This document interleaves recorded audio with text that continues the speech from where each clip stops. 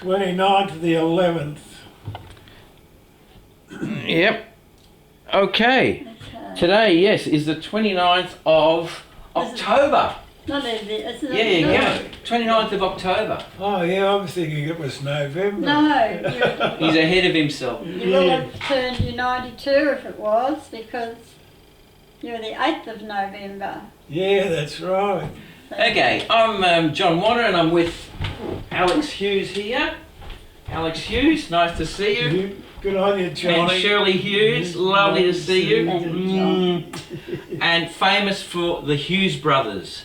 Of course, sadly, brother David's no longer with us, and neither is June, is that right? No, June's still around? Yeah. That's good to know, and the son Robbie's not with us either. Yeah, Yes, he's still June and going. Rob are together Is up it? in, Oh, they're still around. Ballarat. So I got that miles wrong. So, okay, so sadly David's no longer with us. Yeah. But Yeah. you people are with us, and Shirl's just turned 90, Big 90. the big 90, and Al's going to turn 92 in a few days. Yes. About 10 days. On the 8th. The 8th of November, Yeah. right, 92. Of course, I'm here to talk about your history, the Hughes Brothers, and ladies with the Hughes Brothers. So Al, can you remember when you and David decided to do up old Holdens? How long ago was that? Oh, it would be probably back in the 70s.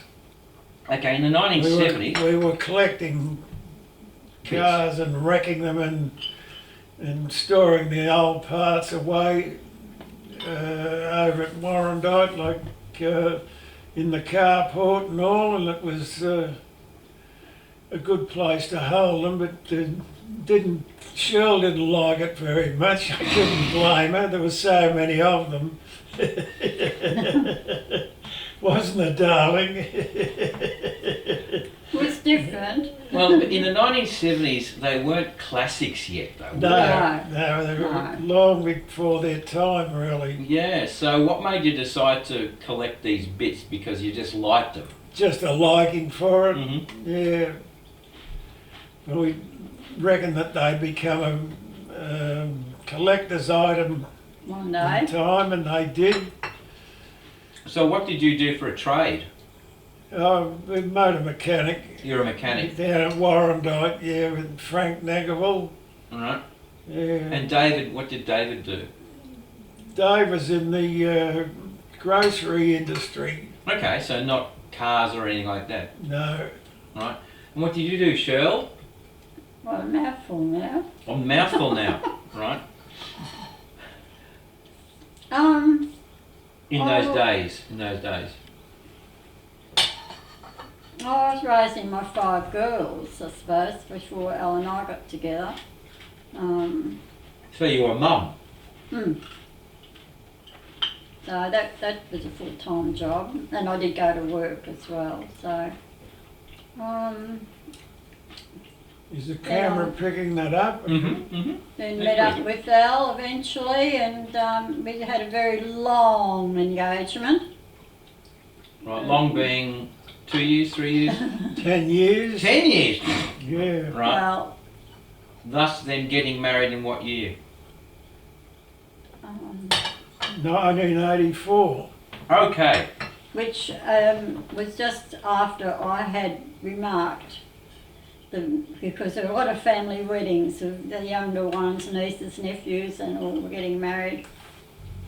And I made a note and said, the next wedding I go to better be mine, because we'd been engaged for 8 years, I think.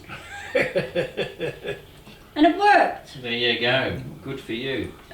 So if we're coming to the year 1984, that was a very famous year for the Hughes Brothers.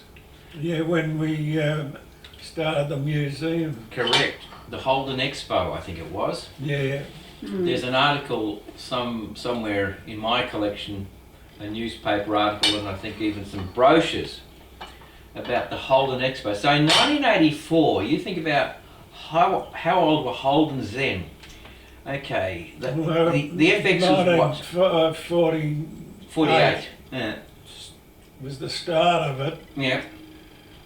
58, 68, 78, they were a 36-year-old car. The first Holden was a 36-year-old car. In 1984, FCs were very young. They were in their late 20s, so to speak. Really young. Yeah. So it was a very ambitious project to highlight, Australia's own. Yeah. What was the sort of feeling that you had when you decided, like, how did you organise this with you and your brother? You had already built some cars, didn't you? Yeah, already had a few built, yeah. I forget how many we had in the museum when we opened it. It was a fair amount.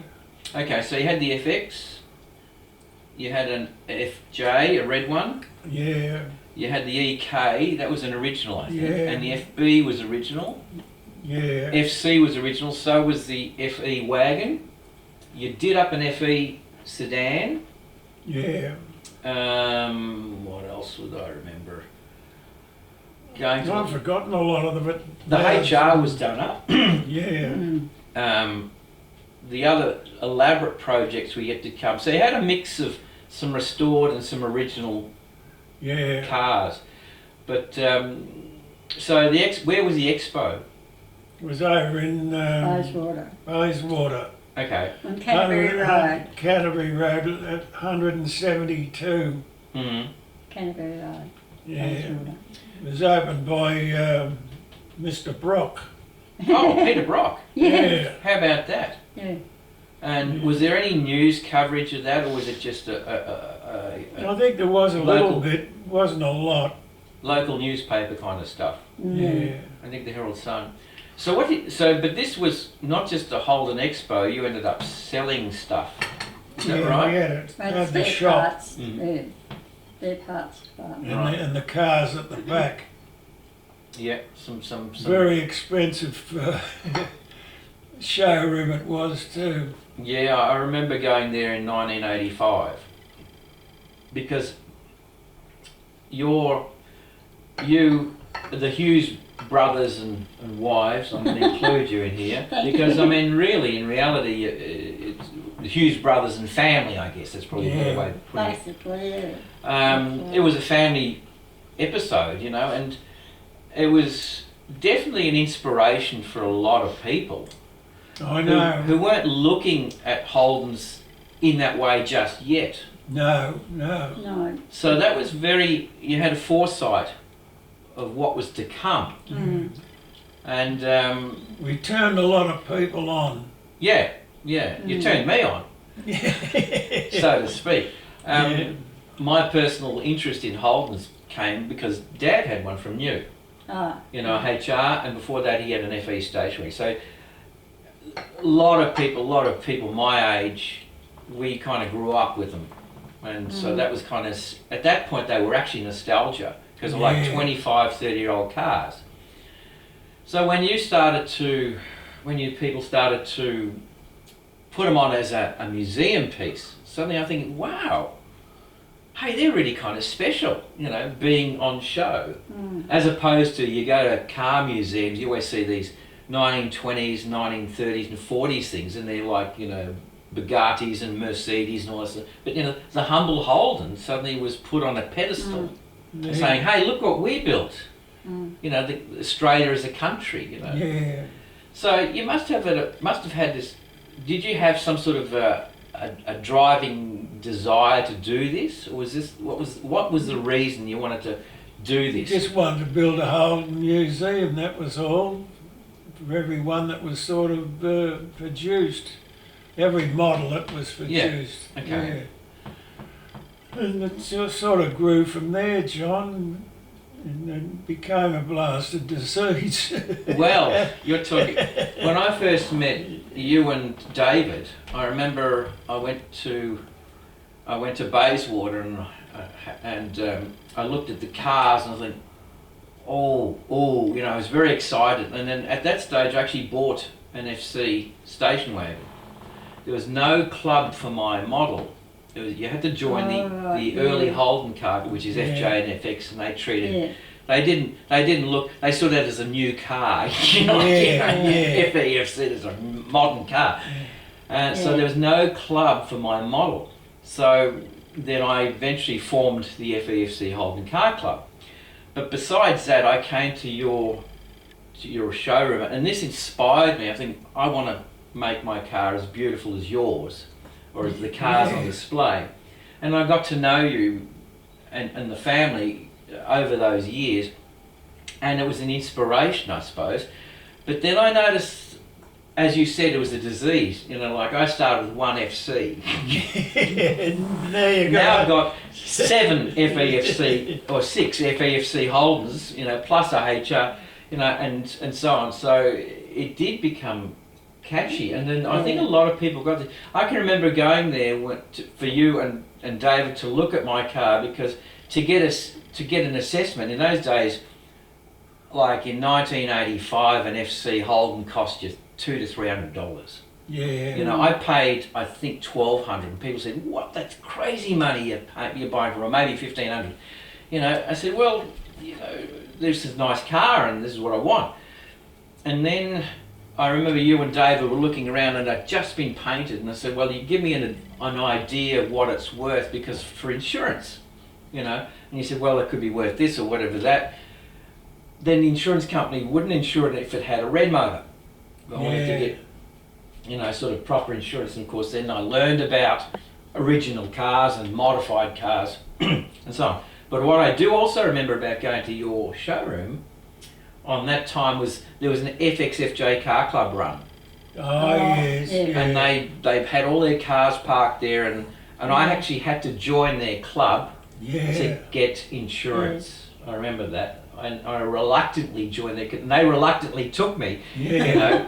And you know, the thing I'll never forget, the things you remember. I can remember these cars, and they're beautiful cars, but some of them were original, and they were on 6 volt. Yeah. And they couldn't get them started. They had to push start those bloody things, you know. Yeah, no, they were monsters. You know. Yeah. So, if you're going to talk about those days, was it working? Like, you know, was it successful in the sense of, say, we'll talk about from 1984 onwards. Would you say it was a successful venture? With hard work and not a lot of money. Not altogether.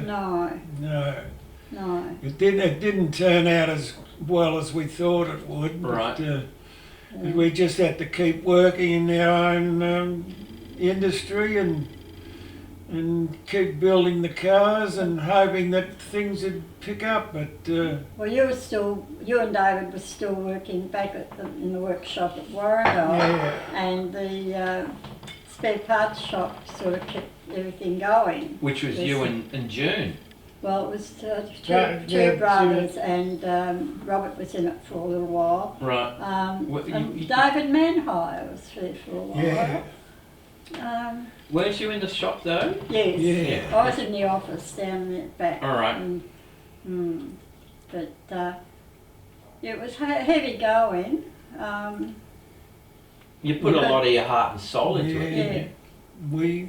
It got too expensive to keep up with. I think we were paying $3,000 a month. Yeah, in those days? Yeah, it was the rental, because you had two Yeah, you had 2 sections, Yeah.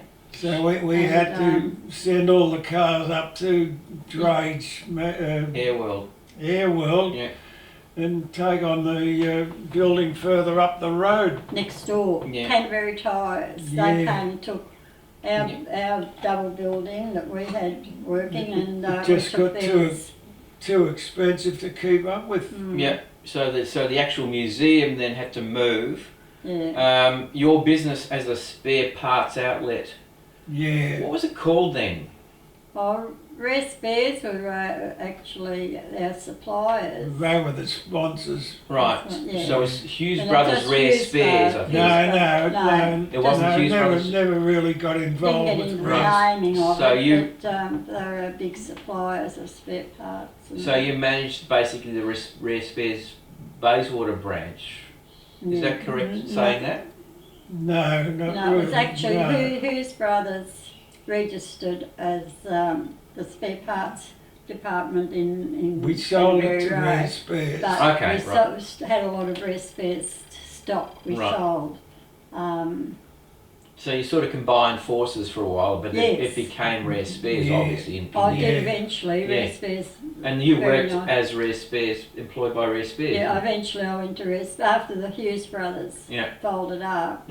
I still stayed on with Rare Spares, which were a lovely crowd to be with too, I must say. And they're still a great company today. They were lovely people. We'd be really lost without a lot of their stuff. Yeah. You know, I went recently because I'm doing up 2 cars. I went there, and the stuff they're doing now, which is like, was impossible to get. You know, the most simplest things like the little clips for the vacuum wiper. You know, the hold those arms on that. They reproduce that completely with a little spring to keep it on. Like, whoa, you know. And they're making those even. Yeah, it's incredible what they're doing. You know, it's just a huge list. So 3 cheers to them. Yes.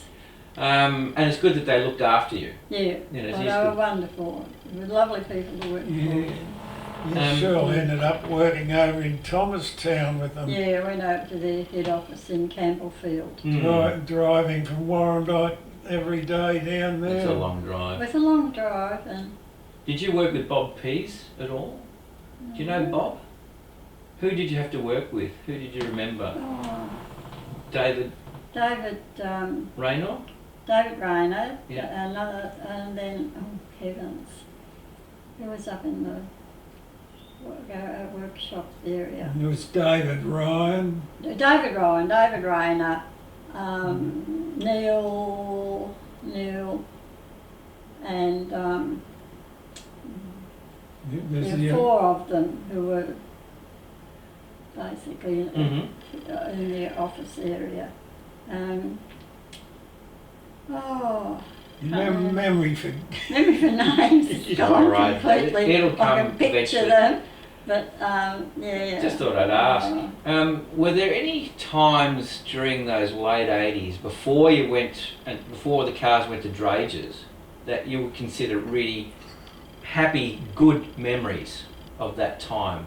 Like, you know, when you had, say, some days where there were a whole bunch of car people there, or were there any times that you can really recall that you'd say, hey, that was a really good day or a good time? Yeah, well, we used to have a lot of the clubs coming up to the museum to see the cars anyway. But I can't remember what ones they were, but there was quite a lot of different Holden clubs come up there. Which on was the weekend. mainly on a weekend that Yeah. it only happened Yeah. like Saturday or Sunday. So basically, Hughes Brothers and family sparked a very serious, a bigger interest. I think maybe saying, hey, we've got something really special in Australia. Let's be proud of it. That's how I see it. Yeah. Because no one before that had really done it, other than Rare Spares making parts. Yeah. But they weren't displaying cars. They got a lot of movement from us anyway too. Yeah. When they see what we were doing, they sort of started getting involved in it too. I think they could see the future that was building it with it all. Yeah, they could see the future in it. Yeah, and there was a big interest. And of course, a lot of parts are drying up. Yeah. And so they had to reproduce to satisfy that demand, and that's what's happening now. Yes. I remember visiting you people in Warrandyte. They had a house in Warrandyte, and it was basically a shed and a carport where they restored so many of your beautiful cars just out in the open, you know. Yeah, where they were all built. Yeah. So if you're going to explain, how did you build those cars? Like, what was the process? With great difficulty. Right. So you strip them to bare metal? Strip them to bare metal, yeah, and pull every part off them and have the parts all restored, and what was, all the nuts and bolts and everything like that, and the bodies were sandblasted. Sandblasting, okay. Yeah. And they were done down in Springvale somewhere, I think. Okay. We had it done. Of course, all at your own expense. Oh, yes. Yeah, so there's no financial There's no assistance. financial Support. other than the help of the girls and that.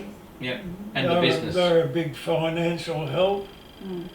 Yeah, June came into the museum side of it. It's fairly soon after it really opened, and then eventually then into some of the office work that I needed help with. So you're off your own bat. You tried to get some assistance from General Motors. Oh yes, yeah, quite a few places we tried to get from Coca-Cola and Wow. Okay. Corporate companies. corporate, but nobody was interested in it. Right. Not even the general, not as far as handouts. They're happy to take the show. They say thank you for displaying our lovely cars, but we're not going to invest. Yeah, Okay. Well, I think they probably might have been a bit of an attitude that they're just amateur collectors who were Right. doing a little bit on the side. Or I don't think they were actually taking all that seriously And in some way. to further double that, I remember in the late 90s, I was actually trying to make a CD, which was holding in my Holden, and that was a music thing, yes, which I eventually did off my own bat, but I tried to get General Motors interested in sort of having something to do with that. I got permission to use the song and all that, but it's interesting, the attitude at the time, and this is not here to bag General Motors, this is just to talk about history. Yeah, The attitude they had was old Holdens don't sell new Holdens. that's Yeah, right. Yeah, yeah. exactly. And I believe that that's possibly why they didn't help you. yeah, They didn't see it as a way it could benefit them in any way. no, And of course now it's completely opposite, isn't it? Like Yeah. they have the old classic old Holdens, and then you can buy your new whatever. When Holdens was still around. And so, in that sense, that was the way it was. You know, what you people were doing was maybe so far ahead of your time, it was just too early. I would say so. Yeah. Too early. I mean, if you could transplant yourself from there to say, well, maybe not so much now, maybe 10 years ago, it would have been a big hit, I Yeah. reckon. You know, a proper, I mean, you got Holden museums cropping up, yeah, all over Everywhere. the place now, yeah. you know, besides the one in Echuca, you can find around the country there'll be Holden museums. But everywhere we struck with them, it was always at the wrong time, even when we put the cars on show down at the showgrounds. Oh, that was That horrendous. was the biggest disaster ever. Why? Why? Well, we Yeah, had it's the one of the, the end of the line showroom, didn't we? Oh, So what happened at the showgrounds? well... What year was that, you know? I think it was, can't remember No, now, that but it was was the year, one of the biggest downturns in the, it might have been in '87 when one of The late 80s, you say? yeah, when the Australia was very low in the water, Yeah. and then it was one. And Holden's was going under at that stage. I Yeah. think they had some finance. I think that was when Senator Button was coming in and Yeah, changing the whole thing. And but every time we seemed to go into something, it always ended up at the wrong time. Yeah, very demoralising. And yeah. then you take your cars home and then you think, well, what do we do now? And we left them at the. I think we were paying $1,000 a day in the showgrounds. Crazy. for the rental of the Yeah, space. rent. Wow. But we left them down at the showgrounds for 12 months, so they were undercover. Right. We were paying a nominal fee or something. It was only a few $100 a week or something, but it was $1,000 odd a day. Oh, when For the that. showground. So was that for the Melbourne show? Yeah. Okay. Yeah. Right. Right. So why do you say it was a disaster? Didn't people? Well, there was no money. Right. So it was just a display, and you couldn't We just ended up, not making anything out of it. no, Oh, okay. all the work and effort that went into it, and I think we took $11,000 or something, and it was all really swallowed up with With the rent. the rent. Crikey. But it always had the stigma in the early days of being the the working man's car. Of course. Yeah. Yeah. Well, Yeah. it was designed for Joe Citizen. It wasn't like, Yeah. you know, you're a prestige luxury car. Yeah. And I guess, yeah, Australia would have possibly been seeing it as like, yeah, well, okay, it's just an old Holden, or a Holden, you know. Yeah. Yeah. Yeah, I can see where that's coming from. Yeah. But of course today, it's a completely different story, you know. Oh, yes. Well, I mean, you can only ask your own prices now for what you've got. True.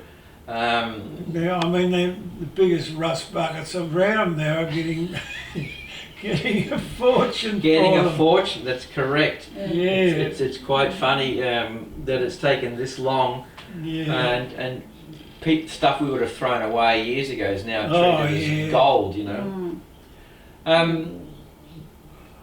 Going to, say, from, you have to put your cars at drages. I remember seeing them at drages, and I actually felt kind of sad because it was an airplane display Yeah, place. yeah. And so like, oh, by the way, here's some old Holdens Yeah, underneath. they were scattered around. You know, it's Yeah. like this, like we're going to throw a bit here, a bit there, and this sort of stuff.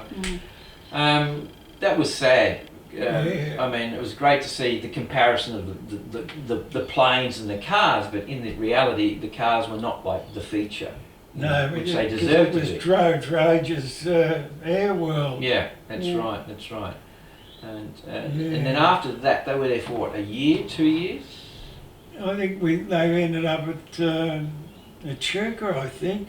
Yes, and then there's the pottery. Then they ended up at the Pottery, another disaster because of the dust The and dust, yeah. that wasn't a good area for them. No, I can remember going there and they had to regularly be cleaned. Yeah. And if you weren't there to clean them, well, they wouldn't get They were cleaned. covered in that white powder. Yep. From From the Yeah. pottery. yeah. Yeah. Clay. Yeah, so Clay powder. there was never really any money made out of them at all, really. We carried the weight all the time. And that's the whole tragedy Yeah. of the whole thing. I don't know how we existed, only for Shirl and June and all of us taking very little, living As on the wages. smell of an oil rag, as they say, Yeah. to keep going. Yeah. Yeah. It's. I guess it's a sad story. It And is. I know you're kind of bitter about a lot of it.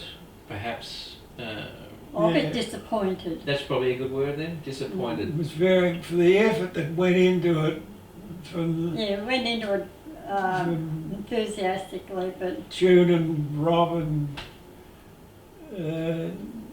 Shirl and all, it was, you know, it was very little return for anyone. Heartbreaking is probably a better Yeah. word.